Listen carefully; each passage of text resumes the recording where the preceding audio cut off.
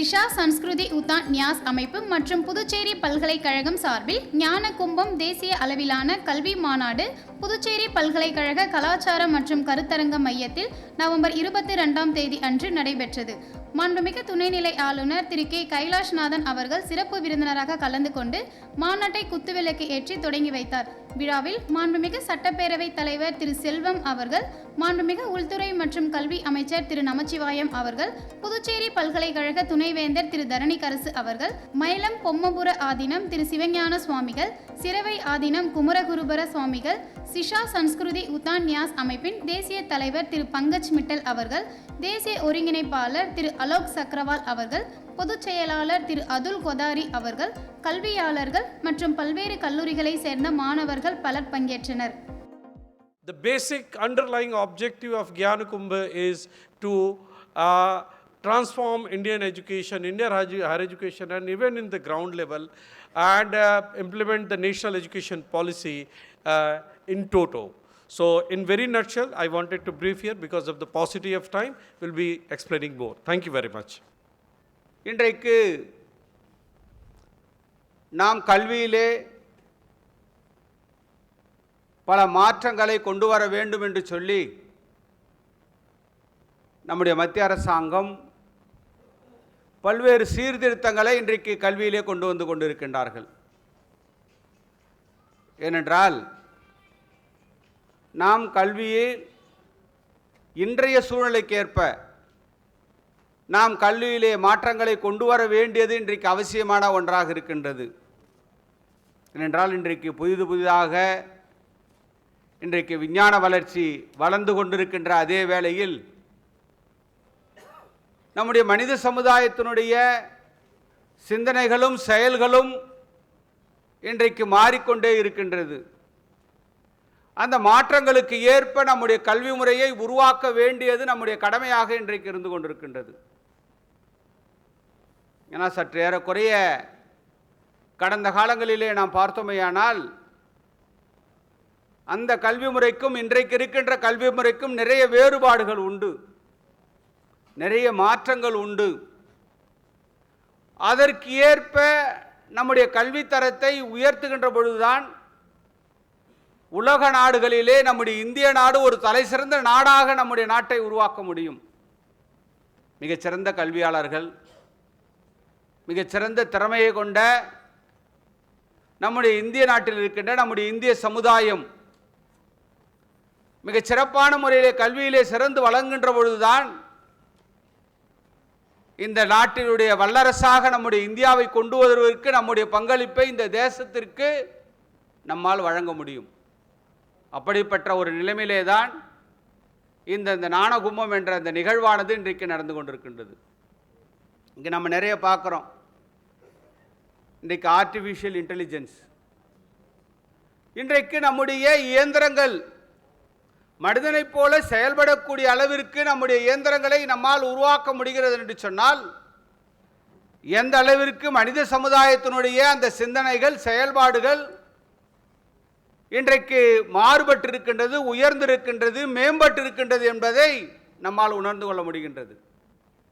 இப்படி போன்ற நிலையிலே தான் நம்முடைய கல்வி முறையிலே மாற்றங்களை கொண்டு வர வேண்டும் என்று சொல்லி புதிய கல்விக் கொள்கையை இன்றைக்கு அறிமுகப்படுத்தி அவற்றை நடைமுறைப்படுத்துவதோடு மட்டுமல்லாமல் தாய்மொழிக்கு அதிக முக்கியத்துவத்தை கொடுக்க வேண்டும் என்ற அந்த உன்னத நோக்கத்தோடு இன்றைக்கு தாய்வழி கல்வி, நாம் ஒரு கல்வியை தாய்மொழியிலே நம்முடைய மொழியிலே கற்கின்ற பொழுது இருக்கின்ற அந்த புரிதல் மற்ற மொழியிலே கற்கின்ற பொழுது அந்த புரிதல் நமக்கு சரியானதாக இருக்காது என்ற நோக்கத்தின் அடிப்படையிலே தான் இன்றைக்கு தாய்மொழி கல்வியும் அதிலே வலியுறுத்தப்பட்டிருக்கின்றது என்பதை நாம் முக்கியமாக இங்கே கோடிட்டு காட்ட வேண்டியிருக்கின்றது. இப்படிப்பட்ட நிலைமையிலே தான் இந்த ஞான கும்பம் என்ற சொல்லக்கூடிய இந்த நிகழ்ச்சியானது இங்கே நடைபெற்று கொண்டிருக்கின்றது. இந்தியாவுடைய கல்விக் கொள்கையை மாற்றி 2020ஆம் ஆண்டு மத்திய அரசு அறிவித்த பொழுது அதனுடைய கல்விக் கொள்கைகளை கொண்டு வருகின்ற நம் கலாச்சாரத்தை சார்ந்த மாற்றங்களை கொண்டு வருவதற்கான முயற்சியை நம்முடைய கும்பமேளா நிகழ்வின் மூலம் நம்முடைய இங்கே இருக்கின்ற ஆராய்ச்சியாளர்கள், துணைவேந்தர்கள், ஞானகும்பத்தைச் சேர்ந்த அத்தனை அறிஞர்களும் இணைந்து நம்முடைய கல்விக் கொள்கையை நம்முடைய சமுதாயத்திற்கு ஏற்றபோல் மாற்றுவதற்கான முயற்சியை எடுத்து வருகின்ற 2047ஆம் ஆண்டு நம்முடைய பாரத பிரதமர் நரேந்திர மோடி அவர்கள் விரும்பிய வளர்ச்சி அடைந்த பாரதத்திற்கான வழித்தோன்றலாக இன்றைக்கு நம் நாடு கல்வியின் மூலம் முன்னேறுவதற்கான முயற்சியை இங்கே அதற்கான ஆயத்த பணிகளை மேற்கொண்டுள்ளீர்கள். உங்கள் அத்தனை பேருக்கும் என்னுடைய வாழ்த்துக்களையும் பாராட்டுக்களையும் கூறி, மேலும் தொடர்ந்து இதுபோன்ற நிகழ்வுகள் நடப்பதன் மூலம் நம்முடைய நாட்டுடைய கலாச்சாரங்களையும் மதத்தை சார்ந்த நிகழ்வுகளையும் கொண்டு சென்று நம்முடைய மறந்து போன நிகழ்வுகளை மீண்டும் கொண்டு வர நீங்கள் முயற்சி எடுக்க வேண்டும். See, we have got almost all the infrastructure, all those facilities. See, we have to create still more situation. The foreign students, they have to come to India. That system we have to create. The education is most important, for which culture is most important. Once education and culture come together, they play a major role, then no problem will be in the society. All the people will be in a good condition, because our Honorable Modi now is taking the India in a very great manner. அந்தந்த பகுதியில் இருக்கின்ற வாழ்க்கை முறைக்கேற்ப நம்முடைய பாரத பண்பாடு கலாச்சாரங்கள் இருந்திருக்கின்றது. வேற்றுமையிலே ஒற்றுமை என்று சொல்லுவோம்.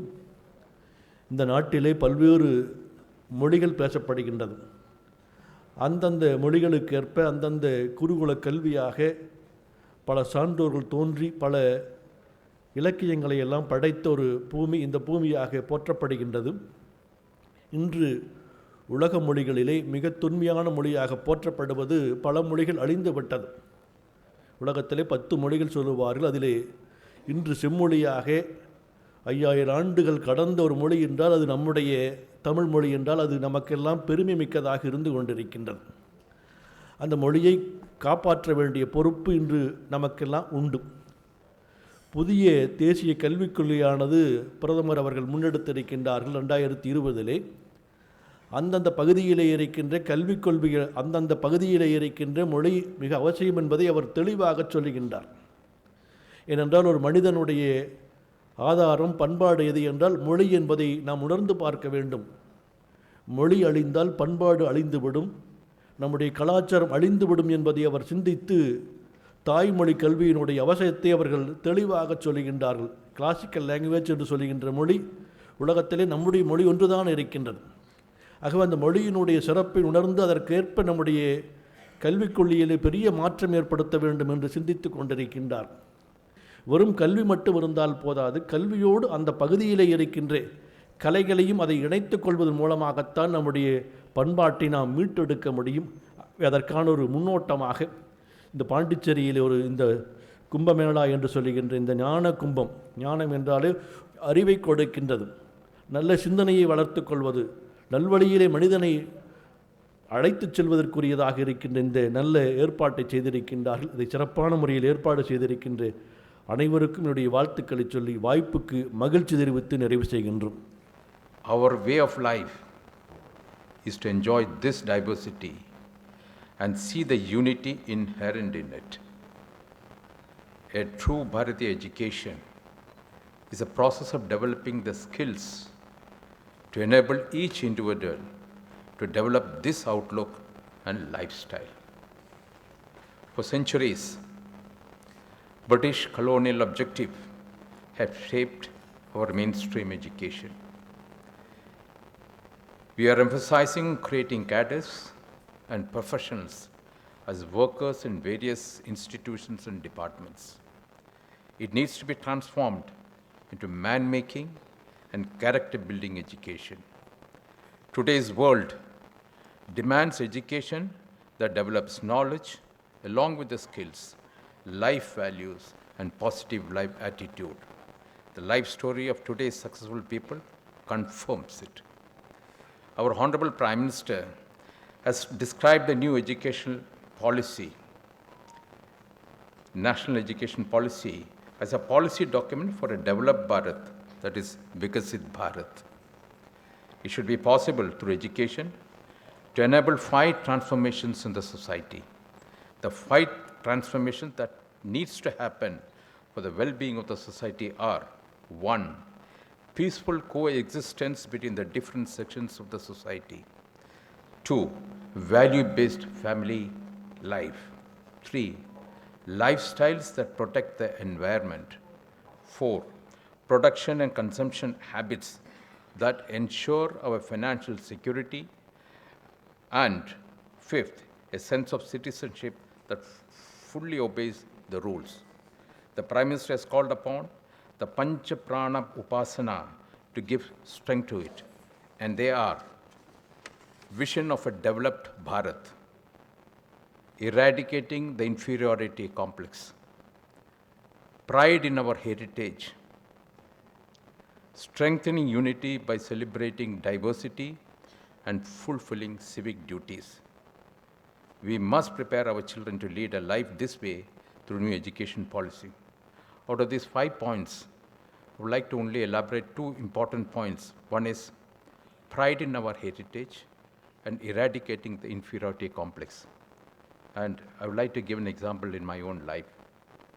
In 1965, I joined the school in Chennai, Adayar, Besant Theosophical High School. At that time, it was considered one of the top 32, rated as one of the top 32 residential schools in India. The uniqueness of the school was that the concept was started by Dr. Annie Besant, and it was established by Rukmini Devi Arindale. The purpose was to give Western education combined with the Indian values. And truly it was reflected in the school. For example, we used to wear, uniform was white kurta and white pajama. It is quite unusual in a place like Chennai. At that time it was called Madras. And our classrooms used to be in thatched cottages. And we used to sit on the floor cross-legged, and a small wooden desk would be in front of us. The same way was in the hostel. Hostel also was thatched cottages where 10 students used to stay with self-sufficient bed and this thing. And even the school assembly, every day morning, was under the tree, and there we had to sit on the ground. Same way it goes with your prayer halls, or it is going to be a dining halls. And we as students used to go for inter-school programs throughout Chennai. When we go with this uniform of white kurta and white pajama, we were looked down upon. We had looked down upon because many of the schools in Chennai used to come in a suit or a tie. And when we come back from those such programs, there's a lot of inferiority complex was built into us at those times. The second was that there's a sister concern called Kalakshetra attached to that school. You know, all of Kalakshetra is one of the epitome of classical dances and music. So every time there is a program, for 3 hours, we as students, we used to be called to fill up the hall. And we never knew ABCD of what is cultural, whether what is Bharatanatyam, what is Mohiniyattam, what or classical Carnatic music. And it was stalwarts like M.S. Subbalakshmi and D.K. Pattammal who used to come and sing there.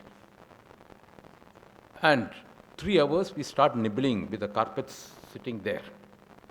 The purpose of what I'm saying is that it was something was being thrust on us at that young age.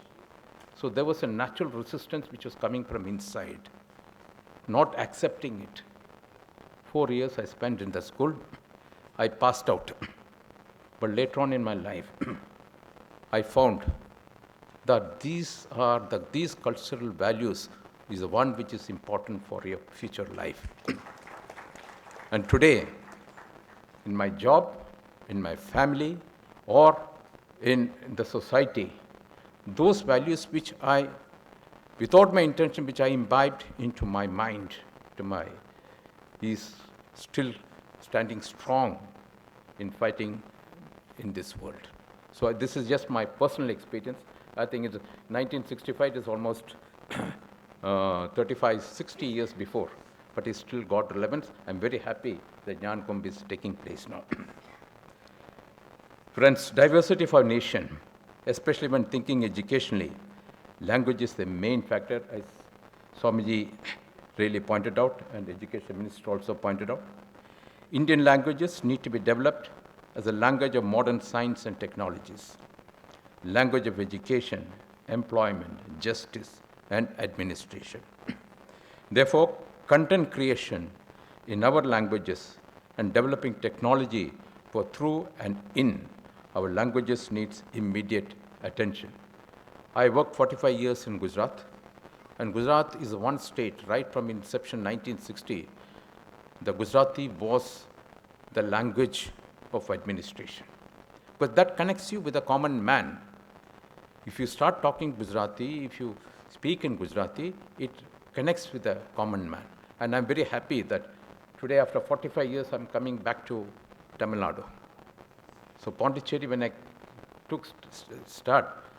started working here, the very fact that I could speak Tamil connected me with the politicians and the people, common man. It's a great, great advantage.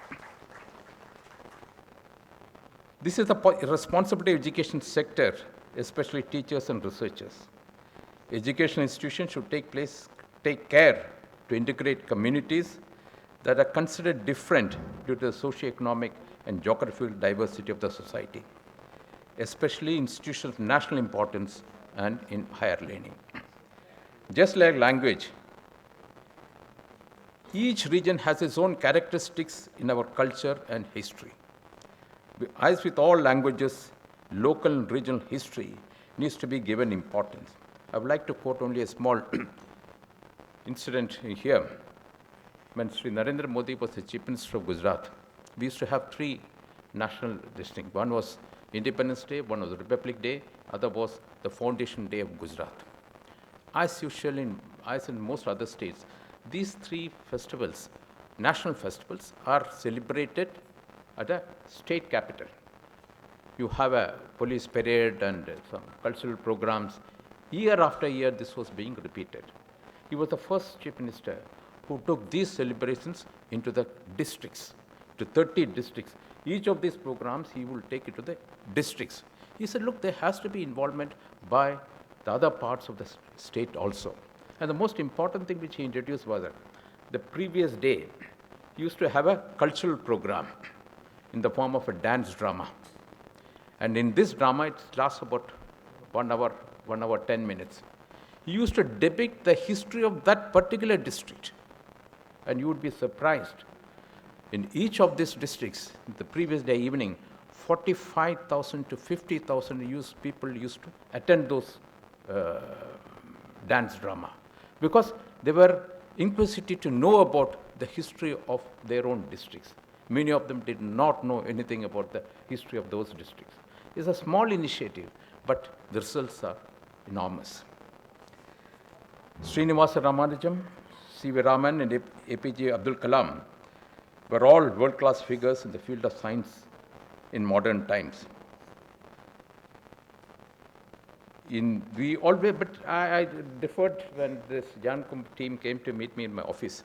I said, I defer with you in a slight way, because we always have a tendency to quote these 3 dignitaries in our speech to highlight this.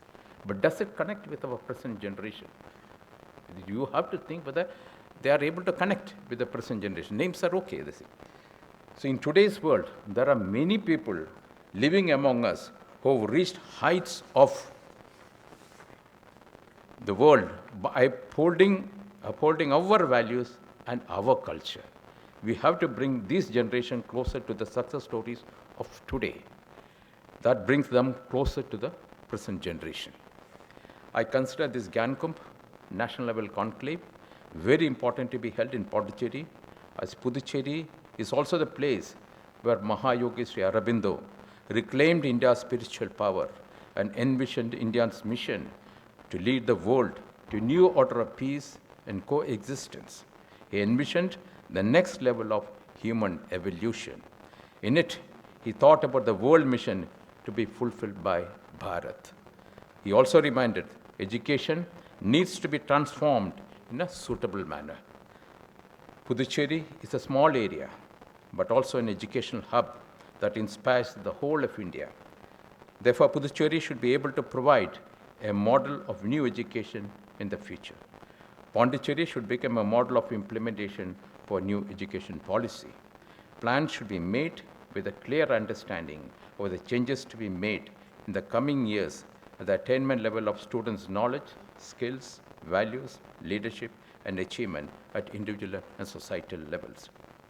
Puducherry is also the land of poet Subramanya Bharati, who loudly declared that all Indian languages are the words of the same mother. His birthday, December 11, has been declared a Bharatiya Bhasha Divas by the Union government. Therefore, Puducherry should also become the center of activities for the unity of all Indian languages. Accordingly, this Gyan Kumbh will power the new chapter of education and language transformation. To all the great persons who were gathered here to think comprehensively about the subtle aspects of developed India, the knowledge, skills, values, goals to be achieved through education, and the creation of environment for it. Everyone should go back to the field of action from this Gyan Kumbh by getting a clear motivation. I wish all the best. I also very happy to congratulate the workers of Shiksha Sankriti Utha Nyas who tried to bring everyone together on one platform. Our ancestors have told, let our ideas be same, let our emotions be the same. When our minds become harmonious, we can work together. This is the secret of unity. This is the secret of spirit of democracy. For us, democracy is not a form of government, but a way of life. Our ancestors have realized this. This is why India is called the birthplace of democracy. I shall also place a note here, apart from the Gyan Kumbh. The Government of India, through Ministry of Information and Broadcasting, under the stewardship of our Honorable Prime Minister, has planned to host the World Audio, Visual and Entertainment Summit, it's called WAVES, in the month of February 2025 across the country. The whole nation is now gearing up to showcase the abundance of talent in media and entertainment industry and to widen the borders of this global influence. The ministry has posted 27 challenges to students under Create in India Challenge. It's called Create in India Challenge, Season 1, to help them learn and enhance their cognitive skills. I would appeal to students actively to participate in these challenges and this opportunity to showcase their talents on a global scale. Here I conclude my words by paying my respects to the memory of great, prominent educational thinkers of our nation. Thank you. Jai Hind. இந்நிகழ்ச்சியொட்டி அமைக்கப்பட்டிருந்த அரங்கினை உள்துறை அமைச்சர் நமச்சிவாயம் அவர்கள் பார்வையிட்டார்.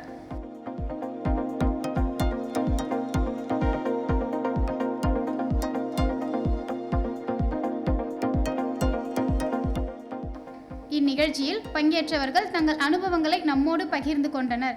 I am Dr. Mohanan Kundumal. I am the Vice Chancellor of Kerala University of Health Sciences as well as the in-charge Vice Chancellor of Kerala University also. Along with me, Dr. Ravindran, who is the Vice Chancellor of Calicut University, and we have the Vice Chancellor of Sri Shankaracharya University of Sanskrit. My name is Geeta Kumari. And the I am Dr. Dinesh Kaipilli. I am the Registrar of Kerala University of Fisheries and Ocean Studies, KUFOS. So all of us are extremely happy to be here for this Gyan Kumbh. This is the landmark event in the country, and first of all I congratulate Pondicherry University in taking such a huge leadership. Amazing developments are happening in the sector of education in the entire country, and the South is leading in a very big way, and Pondicherry is now showing the way to all of us. That's why all of us from Kerala has come here to learn and participate in this big Gyan Kumbh, where the knowledge is shared, knowledge is created, so that the country is taken forward, and we are hoping that this knowledge sharing will take us to Vigasit Bharat. That is the dream of each and every one of us. Thank you. நாடு முழுவதும் கல்வியினுடைய மறுமலர்ச்சி ஏற்படுத்துவதற்காக நம்முடைய கல்வி மேம்பாட்டு கேந்திரம் என்ற அமைப்பு சார்பில் 4 இடங்களில் கும்பமேளா என்கிற கல்வி மாநாட்டை நாங்கள் நடத்தி கொண்டிருக்கின்றோம்.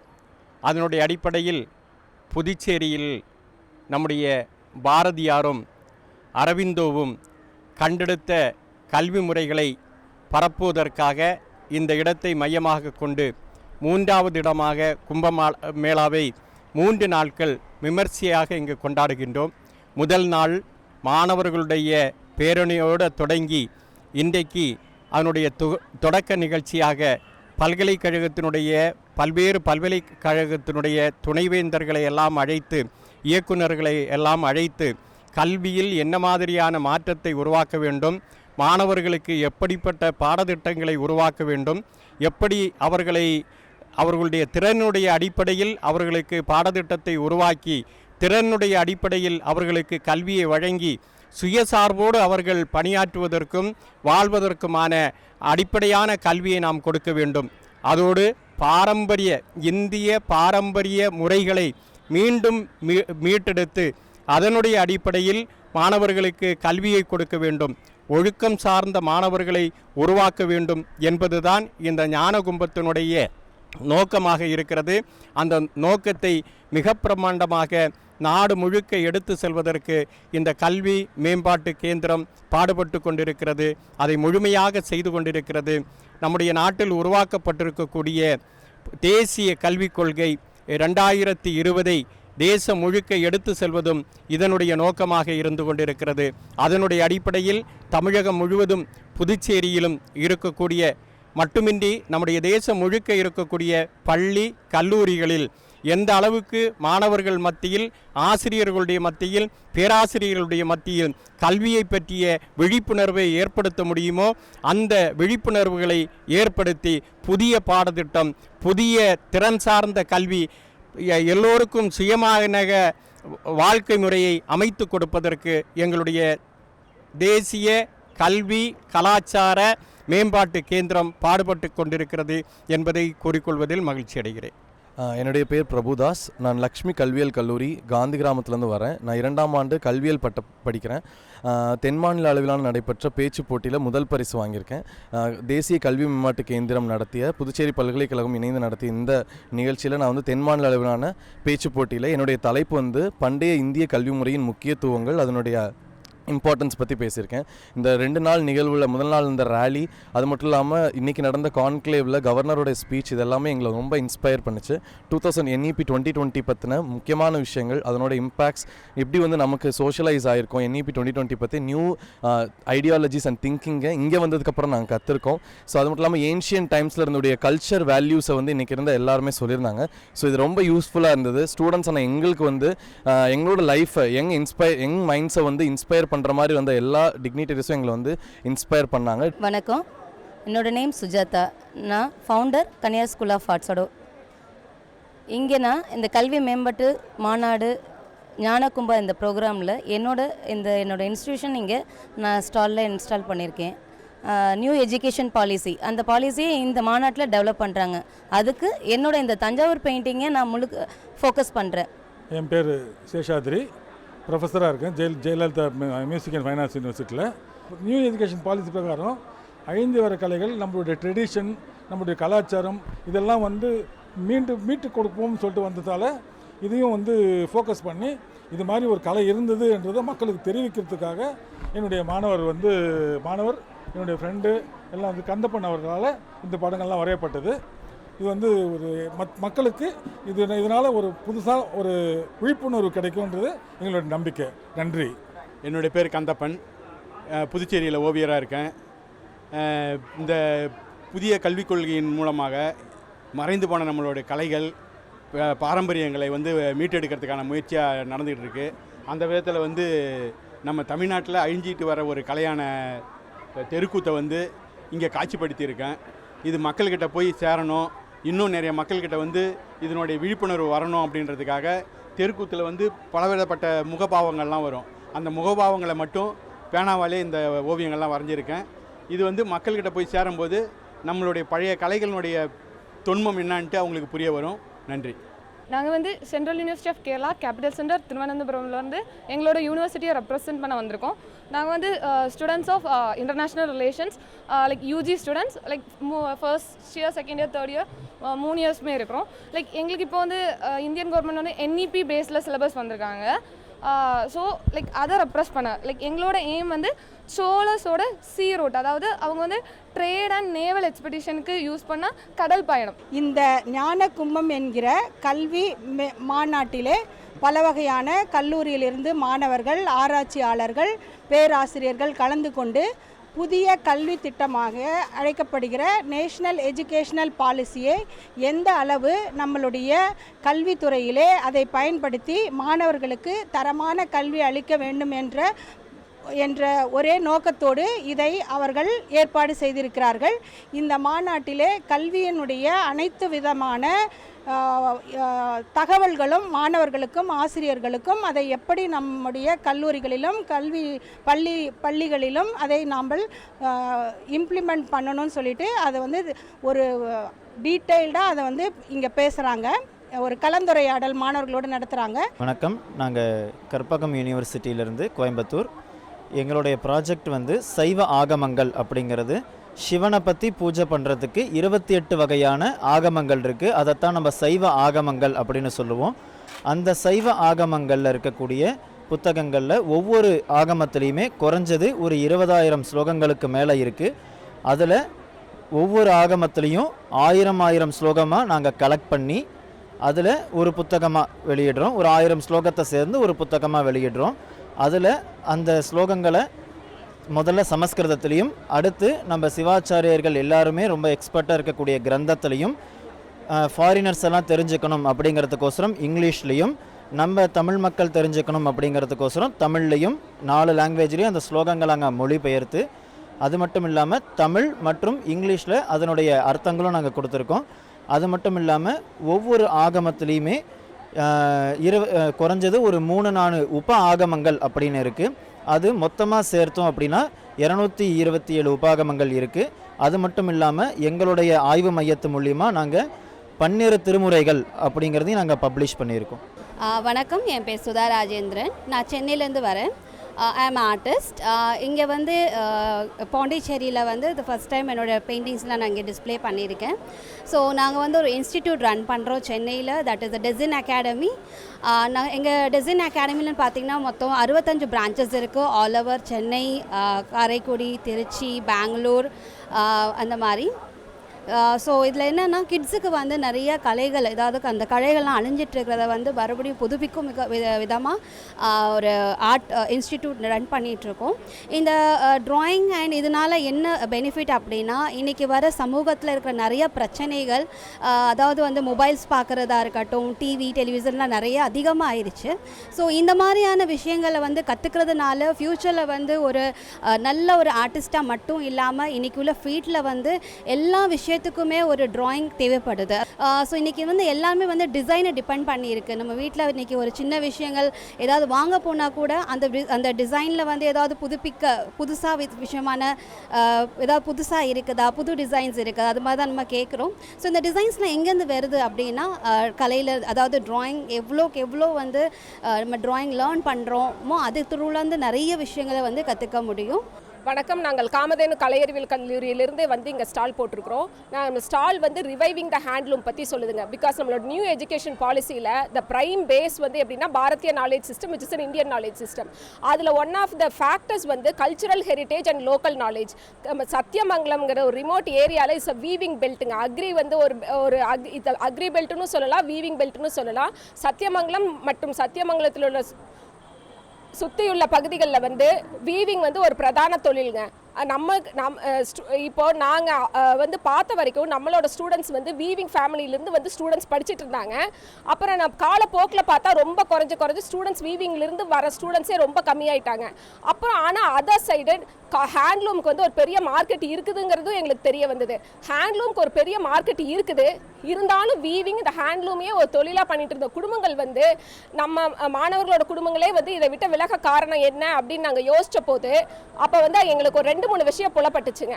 என்ன அப்படின்னா, இந்த வீவிங் அப்படிங்கிறது வந்து அவங்களுக்கு வந்து ஒரு ரொம்ப வந்து உடல் உழைப்பு வந்து ரொம்ப அதிகப்படுத்துகிற மாதிரி இருக்குது. அதே சமயம் அவங்களுக்கு வந்து தேவையான ஒரு ஒரு ஒரு ஹேண்ட்லூம் ஒரு செட்டப் பண்ணி ஒரு ஐடி ஆஃபீஸ்க்கு போகிற மாதிரி அவங்களுக்கு உடல் உழைப்பு ரொம்ப அதிகமாக தேவைப்படுறதுனால அதை வந்து ஏதாவது ஒன்று பண்ணி நம்ம பண்ண முடியுமான்னு யோசிச்சுட்டு இருக்கும்போது தான் நம்மளுக்கு வந்து இவரும் ஒரு வீவர் திரு ஜி அக்னிதேவன் அவர்களை வந்து ஒரு சந்திக்கிற வந்து ஒரு வாய்ப்பு கிடைச்சிது. இவர் வந்து டிஎஸ்டியால் ரெகக்னைஸ் பண்ண டிஎஸ்டி இன்வென்டர் சயின்டிஸ்ட்டுங்க. ஸோ இதில் என்ன பண்ணியிருக்கிறோன்னா ஹேண்ட்லூம் வீவிங்கை வந்து ஒரு modernisation of handloom modernisation of ஹேண்ட்லூம்ங்கிற ஒரு கான்செப்டை வந்து எடுத்துகிட்டு வந்திருக்கிறோம். அதை பற்றி இப்போ அக்னிதேவன் சார் வந்து இந்த ஹேண்ட்லூம் மாடர்னைசேஷன் பற்றி விளக்க செய்வார். சரி, இப்போது கைத்தறி அப்படிங்கிறது கிராமப்புற வேலைவாய்ப்பு, இளைஞர்களுடைய வேலை உறுதியளிப்பு போன்ற பல்வேறு விஷயங்களில் இந்தியாவினுடைய கலாச்சார பாதுகாப்பில் தொடர்ச்சியாக செயல்பட்டு வந்துட்டுருக்கு. அதனால் கைத்தறியில் தொழில்நுட்ப மேம்பாடு அடையணும் அப்படிங்கிறதுனால கைத்தறி சார்ந்த மனித உழைப்பை குறைக்கக்கூடிய கண்டுபிடிப்புகள் எல்லாம் கைத்தறியில் நம்ம கொண்டு வந்து மாணவர்களுக்கு அடிப்படை நெசவு அறிவு கொண்டு வர வரைக்கும் ஒவ்வொரு மாணவர்களுக்கும் அது சார்ந்த நெசவுத்துறை சார்ந்த பாடத்திட்டங்களையும் கல்லூரிக்குள்ளே கொண்டு வந்திருக்கோம். அதே போல் கைத்தறியில் மனித உழைப்பை குறைக்கக்கூடிய கண்டுபிடிப்புகள் எல்லாம் கொண்டு வந்து இந்த கைத்தறியை மேம்படுத்துவதற்காக தொடர்ச்சியாக இந்த அமைப்பு வந்து காமதேனு கலைக்கல்லூரியின் மூலமாக கைத்தறி வளர்ச்சி அடைவதற்காக செயல்படுத்திட்டு வந்துட்டுருக்கோம். அதனுடைய ஒரு பிரிவு தான் இன்றைக்கி இந்த ஸ்டாலில். இதில் வந்து என்னென்னா, இந்த கைத்தறியை பொறுத்த வரைக்கும் கையில் வாட்டம் போடுறதுனால அவங்களோட கையில் இருக்கிற எலும்பு தேய்மானங்களை அடைவது, தொடர்ச்சியாக இளைஞர்கள் அது விரும்பாமல் போகிறது, அதே போல் கிராம பகுதியில் கொண்டு போய் சேர்க்கறதுக்கு தடையாக இருக்கிறது போன்ற விஷயங்கள்லாம் இருக்குது. இந்த கண்டுபிடிப்பை கொண்டு வந்ததுனால கிராம பகுதியில் இந்த தறி கொண்டு போய் சேர்க்கறதுக்கும் இளைஞர்களை இதுக்குள்ளே கொண்டு வர்றதுக்கும் பயிற்சி இல்லாத நெசவாளர்களும் இந்த தறியில் வியூ பண்ண முடியும். ஹேண்ட்லூம் அப்படிங்கிறது கையில் தான் 2 வகையான ஷெட்டில் நாடாக தான் இருக்கும். ஒன்று பிளேவில்ங்கிறது வந்து கையில் வீசி நாடாக எடுக்க செய்வாங்க, இன்னொன்று இழுக்க செய்வாங்க. இழு நாடா எரி நாடாங்கிறது 2 நாடாக தான் இருந்தது. ஆசியாவில் முறையாக நாம் தான் உந்து நாடா அப்படிங்கிறத நம்ம தான் கொண்டு வந்திருக்கோம். ஆட்டோமேட்டிக்காக ரைட்லேருந்து லெஃப்ட் நகரக்கூடிய நாடாவை நம்ம தான் உருவாக்கியிருக்கோம். ஏன்னா இது சத்தத்தை குறைக்கக்கூடியதாக இருக்கும், பயிற்சி இல்லாமல் இயக்கக்கூடியதாக இருக்கும், இளைஞர்கள் விரும்பக்கூடியதாக இருக்குது இன்றைக்கி. அப்படிங்கிறதுனால இந்த இண்டஸ்ட்ரியில் அடுத்த பரிமாணத்தை கொண்டு போகும். அப்படிங்கிறதுனால இந்த நாடாவினுடைய தொழில்நுட்பத்தை நம்ம மாறுபட்டுருக்கோம். இது எப்படி இயங்குது அப்படிங்கிறத ஒரு முறை சொல்லிடுறேன். இவங்களோட இந்த நெசவாளர்களோட கட்டுப்பாட்டை மீறி இந்த ஷெட்டில் நாடா வந்து இயங்காது. இவங்க பட்டனை இந்த விரல் மூலமாக எந்த பக்கம் ப்ரெஸ் பண்ணுறாங்களோ அந்த பக்கம் தான் இந்த ஷெட்டில் வந்து போக செய்யும். இப்போது இவங்க காலில் இதை ப்ரெஸ் பண்ணிவிட்டு இப்போ ரைட் சைடில் வந்து ஷெட்டில் போகணும் அப்படின்னாங்கன்னா இந்த பட்டனை மாற்றினாங்களா மாறிக்கும். கைத்தறி ரக ஒதுக்கீடு சட்டம், கைத்தறி அமலாக்க பிரிவு அப்படிங்கிற ஒரு காவல்துறையும் இங்கே இருக்கிற இந்திய அரசாங்கம் உருவாகி இருக்குது. தொடர்ச்சியாக கைத்தறியை பாதுகாப்பதற்காக NHTC, WSC, IAHT போன்ற நிறைய நிறுவனங்கள் வந்து இந்த கைத்தறி பாதுகாப்பதற்காக இருக்குது.